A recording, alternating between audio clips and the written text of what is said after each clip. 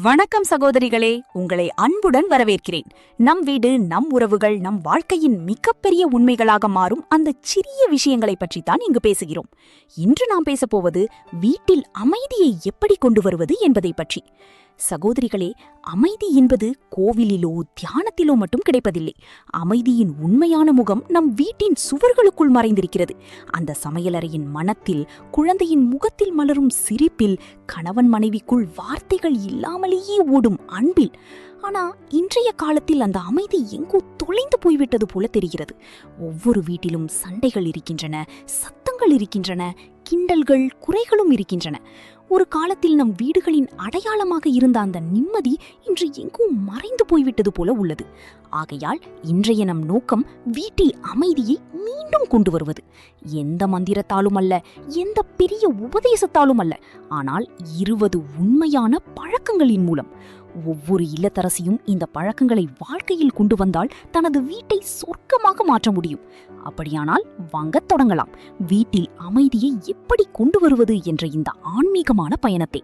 இது உங்க வீட்டை வெறும் அழகானதாக அல்ல, கடவுள் தங்கும் ஆலயமாக மாற்றும்.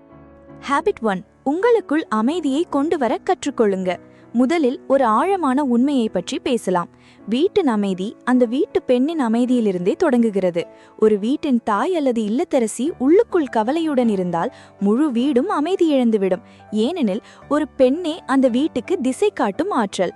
அவளுடைய மனம் அமைதியாக இருந்தால் சமையலறையில் சமைக்கும் ஒவ்வொரு உணவும் இனிமையாக இருக்கும். ஆனால் அவளுக்குள் கோபம், சோர்வு, குறை கூறுதல் இருந்தால் ஒவ்வொரு விஷயத்திலும் பதட்டம் தெரியும். ஆகவே முதல் படி, உங்களுக்குள் இருக்கும் அமைதியை எழுப்புங்க. காலை எழுந்தவுடன் முதலில் உங்களுக்காக 2 நிமிட சைலன்ஸ் டைம் வைத்துக் கொள்ளுங்க. மொபைல் இல்லை, டிவி இல்லை. அமைதியாக உட்கார்ந்து உங்க மனத்திடம் கேளுங்க, இன்று நான் எப்படி உணர்கிறேன்? மெதுவாக நீங்க உங்களுடன் இணைவதை கற்றுக்கொண்டால் வீட்டின் சூழ்நிலைகளையும் அமைதியாக சமாளிக்க கற்றுக்கொள்வீங்க. நினைவில் கொள்ளுங்க, தானே அமைதியாக இருப்பவரால் மட்டுமே மற்றவர்களிடமும் அமைதியை பரப்ப முடியும். ஹேபிட் 2. பேசுவதற்கு முன் உணருங்க. பல நேரங்களில் சண்டைகள் யாராவது தவறு செய்ததால் அல்ல, நாம் யோசிக்காமல் ஏதாவது பேசிவிடுவதால் ஏற்படுகின்றன. கவனியுங்க, வீட்டின் 80% பிரச்சனைகளும் வார்த்தைகளால் உருவாகின்றன. சில நேரங்களில் குரல் கடுமையாகி விடுகிறது, சில நேரங்களில் சொற்கள் மனதை காயப்படுத்தி விடுகின்றன. 2 நிமிடத்தில் தீர்க்கக்கூடிய விஷயம் மணிநேர சண்டையாக மாறிவிடுகிறது. ஆகவே அடுத்த முறை ஏதாவது சொல்ல வேண்டுமென்றால் ஒரு நொடி நின்று ஆழமாக மூச்சை இழுத்து, இந்த வார்த்தைகள் அமைதியை தருமா அல்லது தீயை ஏற்றுமா என்று யோசியுங்க. பல நேரங்களில் அமைதியாக இருப்பதே மிகப்பெரிய பதிலாக இருக்கும். இதுவே உணர்ச்சி நுண்ணறிவு, அதாவது இமோஷனல் இன்டெலிஜென்ஸ். அதுவே ஒரு அமைதியான வீட்டின் அடையாளம். நினைவில் கொள்ளுங்க, வார்த்தைகள் காயத்தையும் தரலாம், மருந்தாகவும் மாறலாம். இப்போது அந்த தேர்வு உங்க கையில் இருக்கிறது. ஹேபிட் 3. வீட்டின் ஒவ்வொருவரையும் கேளுங்க, புரிந்து கொள்ளுங்க, பாராட்டுங்க. அமைதியான வீடு என்பது ஒவ்வொருவரின் குரலும் கேட்கப்படும் வீடு. பல நேரங்களில் குழந்தைகள் பேசுறாங்க, ஆனா அம்மா கேட்கவில்லை. கணவர் ஏதாவது சொல்ல விரும்புகிறார், ஆனால் மனைவி ஏற்கனவே பதில் சொல்லிவிடுகிறார். அதற்கு பிறகே நீ நான் சண்டை ஆரம்பமாகிறது. உங்க வீட்டில் அன்பும் அமைதியும் நிலைக்க வேண்டுமென்றால் ஒவ்வொருவரும் நான் பேசியதை கேட்டார்கள் என்று உணர வேண்டும். மகன் ஏதாவது பேசினால் கவனமாக கேளுங்க.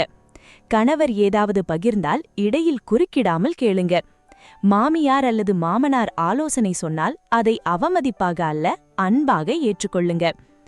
மக்கள் தங்களை கேட்டு புரிந்து கொண்டார்கள் என்று உணரும்போது வீட்டில் வாதம் குறைந்து மரியாதை அதிகரிக்கும். ஒரு வீட்டின் அமைதி கேட்கவும் புரிந்து கொள்ளவும் தெரிந்தால் மட்டுமே வளர்கிறது. ஹேபிட் 4. வீட்டை வெறும் சுத்தமாக அல்ல, புனிதமாக மாற்றுங்க. பல பெண்கள் சொல்வார்கள், நாங்கள் தினமும் வீடு துடைக்கிறோம், ஆனாலும் வீட்டில் ஒரு கனமான உணர்வு இருக்கிறது. ஏனெனில் தரையை மட்டும் சுத்தம் செய்தால் வீடு சுத்தமாகாது. ஆற்றலையும் சுத்தப்படுத்த வேண்டும். ஒவ்வொரு காலையும் சிறிது தூபம், கற்பூரம் அல்லது குங்கிலியம் ஏற்றுங்க. விளக்கு ஏற்றும்போது மனமாற சொல்லுங்க, இறைவா, இந்த வீட்டை காத்தருளுங்கள், நாங்கள் ஒருவர் மீது ஒருவர் அன்பாக இருக்க அருள் செய்யுங்கள் என்று. இந்த சிறிய உணர்வே வீட்டின் அதிர்வுகளை மாற்றிவிடும். நீங்க பார்ப்பீர்கள், குழந்தைகள் குறைவாக சிடுசிடுப்பாக இருப்பார்கள், கணவர் குறைவாக கோபப்படுவார், நீங்களும் சமநிலையுடன் இருப்பதை உணர்வீர்கள். வீட்டின் அமைதி வெறும் சத்தத்தில் இல்லை, அது காற்றிலே இருக்கிறது. அந்த காற்றை உருவாக்குவது உங்க ஆற்றல். ஹேபிட் 5. குறைவாக பேசுங்க, அதிகமாக உணருங்க. பல பெண்கள் ஒவ்வொரு விஷயத்திலும் தங்களுடைய கருத்தை சொல்வார்கள். அதை செய்யாதே, அதை அணியாதே, இது சரியில்லை. ஆனால் எப்போதும் அறிவுரை மட்டுமே கிடைத்தால் வீட்டிலுள்ளவர்கள் தங்களை கட்டுப்படுத்தப்படுகிறோம் என்று உணர ஆரம்பிப்பார்கள். அமைதி என்பது அமைதியாக இருப்பதல்ல, சரியான நேரத்தில் சரியான வார்த்தைகளை பயன்படுத்துவதே அமைதி. சில நேரங்களில் ஒரே ஒரு சிரிப்பு போதும் ஒருவரை அமைதிப்படுத்த. சில நேரங்களில் ஒருவரின் தோளில் கை வைப்பது 1000 வார்த்தைகளை விட அதிக தாக்கத்தை தரும். ஆகவே இனிமேல் முயற்சி செய்யுங்க. குறைவாக பேசுங்க, அதிகமாக உணருங்க. ஏனெனில் உணர்வுகள் வார்த்தைகளுக்கு முன் நடந்தால் வீட்டில் அமைதி நிலைத்துவிடும். ஹேபிட் 6. ஒவ்வொரு காலையையும் நேர்மறையாக தொடங்குங்க. சகோதரிகளே, காலையின் நேரம்தான் முழு வீட்டின் ஆற்றலை தீர்மானிக்கிறது. காலை சண்டையோ குறை கூறலோடு தொடங்கினால் நாள் எவ்வளவு நன்றாக இருந்தாலும் ஏதாவது ஒன்று கெட்டுப்போகும். ஆனால் காலை அமைதியுடன் தொடங்கினால் ஒவ்வொரு வேளையிலும் சந்தோஷமும் வெற்றியும் தானாக வந்து சேரும். ஆகவே முயற்சி செய்யுங்க. காலையை குறை கூறலால் அல்ல, நன்றியுணர்வால் தொடங்குங்க. கண் திறந்தவுடனே கடவுளுக்கு நன்றி சொல்லுங்க. இன்றைய நாளை அழகாக மாற்ற இன்னொரு வாய்ப்பு கொடுத்ததற்கு நன்றி. பிறகு புன்னகையுங்க. வாழ்க்கையில் எதுவாக நடந்து கொண்டிருந்தாலும் ஒரு சிரிப்புடன் உங்க குடும்பத்தினருக்கு குட் மார்னிங் சொல்லுங்க. மெதுவாக வீட்டின் சூழல் மாற ஆரம்பிப்பதை நீங்க காண்பீங்க. குழந்தைகள் அதிக மகிழ்ச்சியாக இருப்பார்கள். கணவர் வேலைக்கு செல்லும்போது மனம் லேசாக இருக்கும். மேலும் உங்க உள்ளே நாளின் திசையை மாற்றக்கூடிய ஒரு அற்புத சக்தி இருப்பதை உணர்வீங்க. நினைவில் கொள்ளுங்க, வீட்டின் முதல் சத்தம் சிரிப்பாக இருந்தால் முழு நாளும் சுபமாக மாறிவிடும். ஹேபிட் 7. குறை கூறாதீங்க, ஊக்கப்படுத்துங்க. பல பெண்கள் தெரியாமலே வீட்டின் ஒவ்வொருவரின் தவறுகளையும் தொடர்ந்து சொல்லிக் கொண்டே இருப்பார்கள். உன்னால் ஒன்றும் சரியாக செய்ய முடியாது, குழந்தைகளை கவனிக்க முடியாதா, எல்லாவற்றையும் நான் மட்டும்தானே செய்ய வேண்டும். ஆனால் யோசித்து பாருங்க, இந்த வார்த்தைகள் தினமும் ஒருவரின் காதில் விழுந்தால் அந்த வீடு எப்படி சந்தோஷமாக இருக்கும்? ஆகவே இனிமேல் உங்க வார்த்தைகளை மாற்றுங்க. குறை கூறாமல் ஊக்கப்படுத்துங்க. இன்று நீ ரொம்ப நன்றாக செய்தாய், நீ இல்லாமல் இந்த வீடு முழுமையில்லை, எனக்கு உன் மீது நம்பிக்கை இருக்கிறது. இந்த 3 வாக்கியங்களே வீட்டின் ஒவ்வொரு மனதிலும் அன்பை நிரப்பிவிடும். நினைவில் கொள்ளுங்க, ஒவ்வொருவரும் பாராட்டில் மலர்கிறார்கள், கிண்டலில் வாடிவிடுகிறார்கள். நீங்க தினமும் உங்க கணவன் அல்லது குழந்தைகளிடம் நம்பிக்கையூட்டும் ஒரு சிறிய வார்த்தை சொன்னால் வீட்டில் அமைதி மட்டுமல்ல, மரியாதையும் அதிகரிக்கும். ஹேபிட் 8. தினமும் சிறிது நேரம் மௌனமாக இருங்க. மௌனம் என்றால் வெறும் பேசாமல் இருப்பதல்ல, அது நம்முள் திரும்பி செல்வது. நாள் முழுவதும் வீட்டு வேலை, ஃபோன், பேச்சுகள், டிவி, சோஷியல் மீடியா இவை அனைத்தும் நம் மனதை தொடர்ந்து சத்தத்தில் மூழ்கடிக்கின்றன. அதனால் சிறிய விஷயங்களுக்கு கூட கோபம் வர ஆரம்பிக்கிறது. ஆகவே முயற்சி செய்யுங்க. தினமும் 10 முதல் 15 நிமிடங்கள் மௌன நேரம் வைத்துக் கொள்ளுங்க. அமைதியாக உங்களுடன் அமருங்க. ஆழமாக மூச்சை இழுத்து விடுங்க. பிறகு உணருங்க, நான் அமைதியாக இருக்கிறேன், நான் பாதுகாப்பாக இருக்கிறேன், நான் முழுமையானவள். இந்த 10 நிமிடங்கள் உங்க முழு வீட்டின் ஆற்றலை மாற்றிவிடும். ஏனெனில் ஒரு பெண் அமைதியாக இருந்தால் அவளுடைய முகத்தின் அமைதி வீட்டின் சுவர்களிலும் இறங்கிவிடும். ஹேபிட் 9. வீட்டு வேலையை சுமையாக அல்ல, பக்தியாக நினையுங்க. ஒரு அம்மா சமையலறையில் மெதுவாக பாடிக்கொண்டே சமைக்கும்போது அந்த உணவு சுவையாக மட்டுமல்ல, மன அமைதியையும் தருவதை நீங்க கவனித்திருக்கிறீர்களா? ஏனெனில் அதில் உணர்வுகள் கலந்திருக்கின்றன. வீட்டு வேலையை சுமையாக நினைப்பதை நிறுத்துங்க. என் குடும்பத்தின் சந்தோஷத்திற்காகத்தான் இதை செய்கிறேன் என்று நினையுங்க. வீடு துடைக்கும்போது மனதில் சொல்லுங்க, இந்த வீட்டிலிருந்து எல்லா எதிர்மறை ஆற்றல்களையும் அகற்றுகிறேன். சமையல் செய்யும்போது சொல்லுங்க, ஒவ்வொரு உருண்டையிலும் அன்பும் ஆரோக்கியமும் நிரம்பியிருக்கட்டும். மெதுவாக வேலை ஒரு பூஜையாக மாறிவிடும். எங்கே வேலை பூஜையாக மாறுகிறதோ அங்கே சோர்வில்லை, ஆனந்தம் மட்டுமே இருக்கும். ஹேபிட் 10. மன்னிக்க கற்றுக்கொள்ளுங்க. பல நேரங்களில் வீட்டின் அமைதி பழைய சண்டைகளில் சிக்கி கிடக்கிறது. யாரோ ஒரு தவறு செய்தார்கள், நாம் மன்னிக்கவில்லை. அந்த விஷயம் வருடங்களாக மனதுக்குள் சுற்றிக்கொண்டே இருக்கிறது. ஆனால் சகோதரிகளே, மன்னிப்புதான் அமைதியின் மிகப்பெரிய சாவி. மன்னிப்பது பலவீனமல்ல, அந்த விஷயம் இனி நம்மை குலைக்க முடியாத அளவுக்கு வலிமையானவராக மாறுவது. உங்க கணவரை மன்னியுங்க, குழந்தைகளை, மாமியார் மாமனாரை மன்னியுங்க, முக்கியமாக உங்களையும் மன்னியுங்க. ஏனெனில் மனதில் கோபம் இருக்கும் வரை கடவுளாலும் வீட்டில் அமைதியை அனுப்ப முடியாது. இனிமேல் ஒவ்வொரு இரவும் தூங்குவதற்கு முன் சொல்லுங்க, எது நடந்ததோ அது போகட்டும், நாளை ஒரு புதிய நாள். ஹேபிட் 11. வீட்டில் சிரிப்பு நிறைந்த சூழலை வைத்திருங்க. கொஞ்சம் கலகலப்பு, கொஞ்சம் சிரிப்பு, அதுதானே வாழ்க்கையின் உண்மையான சுவை. வீட்டில் பொறுப்புகளும் விதிமுறைகளும் மட்டும் இருந்தால் அது வீடாக இல்லாமல் அலுவலகமாக மாறிவிடும். ஆகவே குழந்தைகளுடன் விளையாடுங்க, கணவருடன் சிரித்து பேசுங்க. சிரிப்பு ஒலிக்க ஆரம்பித்தால் மன அழுத்தம் தானாக ஓடிவிடும். நினைவில் கொள்ளுங்க, எங்கு சிரிப்பு இருக்கிறதோ அங்கே கடவுளும் சிரித்து கொண்டே இருப்பார். ஹேபிட் 12. பண விஷயங்களில் வெளிப்படைத்தன்மையை வைத்திருங்க. பல வீடுகளில் மிகப்பெரிய சண்டைகள் பணத்தை சுற்றித்தான் நடக்கின்றன. ஆகவே ஒவ்வொரு பண விஷயத்தை அன்புடனும் வெளிப்படையாகவும் பேச முயற்சி செய்யுங்க. மறைக்காதீங்க, பகிர கற்றுக்கொள்ளுங்க. சேமிப்பில் கணவரையும் சேர்த்துக் கொள்ளுங்க. செலவில் குழந்தைகளுக்கும் புரிய வையுங்க. ஒவ்வொருவரும் தாங்களும் இதில் ஒரு பங்குதான் என்று உணரும் போது யாருக்கும் சந்தேகமோ கோபமோ இருக்காது. அதுவே வீட்டில் உண்மையான அமைதியை கொண்டு வரும். ஹேபிட் 13. ஒப்பிடுவதை நிறுத்துங்க. பாரு,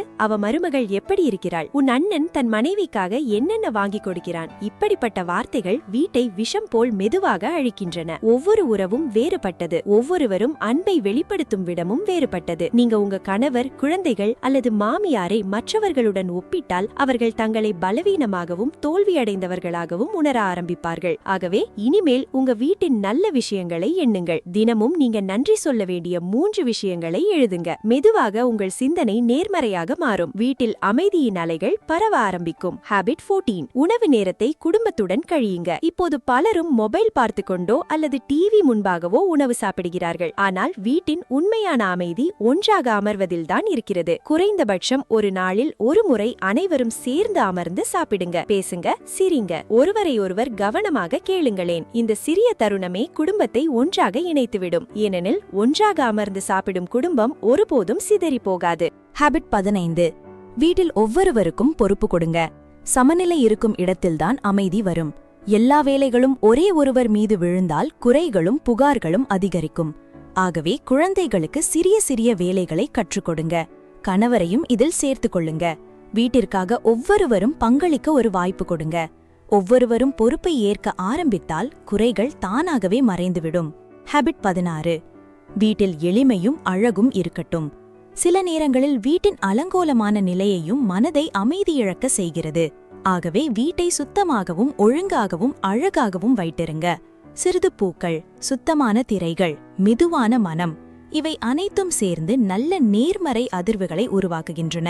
நினைவில் கொள்ளுங்க, எங்கு எளிமை இருக்கிறதோ அங்கே இறைவன் வாசம் செய்கிறார். ஹேபிட் 17. உறவுகளில் கட்டுப்பாடு அல்ல, ஒத்துழைப்பு இருக்கட்டும். பல நேரங்களில் எல்லோரும் நம் பேச்சையே கேட்க வேண்டும் என்று நாம் விரும்புகிறோம். ஆனால் எங்கு கட்டுப்பாடு இருக்கிறதோ அங்கே அன்பு மெதுவாக மறைய ஆரம்பிக்கும். மற்றவர்களை சுதந்திரமாக உணர செய்யும்போதுதான் உண்மையான அமைதி வருகிறது. ஆகவே குடும்பத்தின் ஒவ்வொருவரும் தங்கள் முறையில் வாழ அனுமதிங்க. தேவைப்படும் நேரத்தில் மட்டும் வழிகாட்டுங்க, அழுத்தம் கொடுக்காதீங்க. நீங்க பார்ப்பீங்க, உறவுகள் மென்மையாகவும் இனிமையாகவும் அமைதியாகவும் மாறிவிடும். ஹேபிட் 18. தினமும் கடவுளுடன் இணைந்திருங்க. கோவிலுக்கு சென்றாலும் சரி, வீட்டில் பூஜை செய்தாலும் சரி, ஒவ்வொரு நாளும் சில நிமிடங்கள் கடவுளுடன் இணைந்திருங்க. எதையும் கேட்காதீங்க, வெறும் நன்றி மட்டும் சொல்லுங்க. அந்த 5 நிமிட பிரார்த்தனையே வீட்டைச் சுற்றி ஒரு காணாத பாதுகாப்பு கவசத்தை உருவாக்கிவிடும். உங்க மனம் வலிமையாகும், எதிர்மறை எண்ணங்கள் விலகிவிடும். எங்கு இறைவன் இருக்கிறாரோ அங்கே அமைதி தானாகவே இருக்கும். ஹேபிட் 19. உங்களுக்காக மீ டைம் கட்டாயம் வைத்துக் கொள்ளுங்க. நீங்க தான் இந்த வீட்டின் மையம். ஆனால் நீங்களே உங்களை முழுமையாக சோர்வடையச் செய்தால் இந்த வீடு எப்படி இயங்கும்? ஆகவே தினமும் உங்களுக்காக சிறிது நேரம் ஒதுக்குங்க.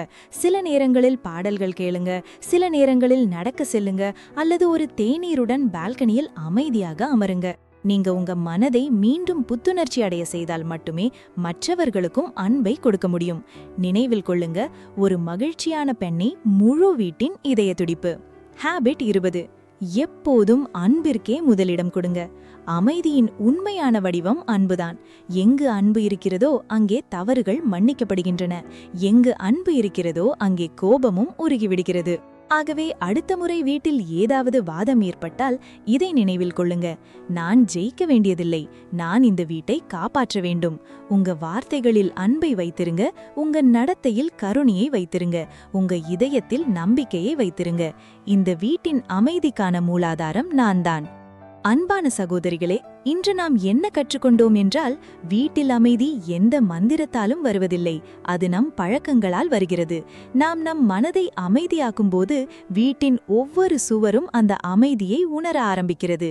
நாம் பேசுவதற்கு முன் யோசிக்கும்போது வீட்டில் சத்தம் அல்ல, இசை ஒலிக்கிறது. நாம் குறைகளை விட்டுவிட்டு அன்புடன் வாழ ஆரம்பிக்கும்போது இறைவனே வந்து நம் வீட்டு வாசலில் அமர்ந்து விடுகிறார். நினைவில் கொள்ளுங்க, வீட்டை அழகாக அலங்கரிப்பதை விட அதை அமைதியால் அலங்கரிப்பதே முக்கியம்.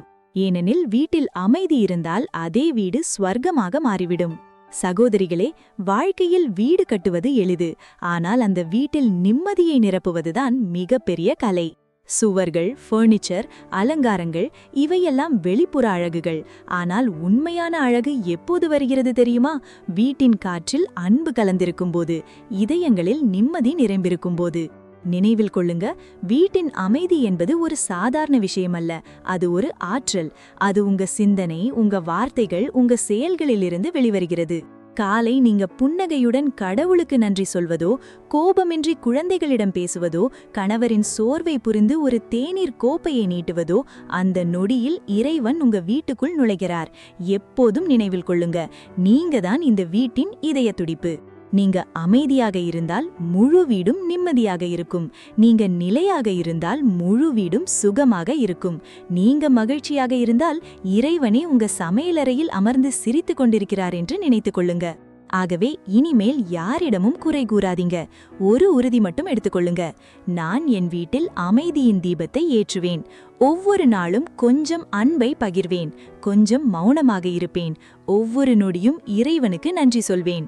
சில நாட்களிலேயே உங்க வீடு வெறும் கட்டிடமல்லாமல் ஒரு கோவிலாக மாறிவிடும். அங்கே ஒவ்வொரு சுவரும் சொல்லும், இங்கே அன்பு வாழ்கிறது, இங்கே நிம்மதி தங்குகிறது. இந்த வார்த்தைகள் உங்க மனதை தொட்டிருந்தால் இந்த வீடியோவை லைக் செய்யுங்க. மறக்காம பியாண்ட் தி யூனிவர்ஸ் சேனலை சப்ஸ்கிரைப் செய்யுங்க. அடுத்த வீடியோவில் சந்திக்கலாம். நன்றி.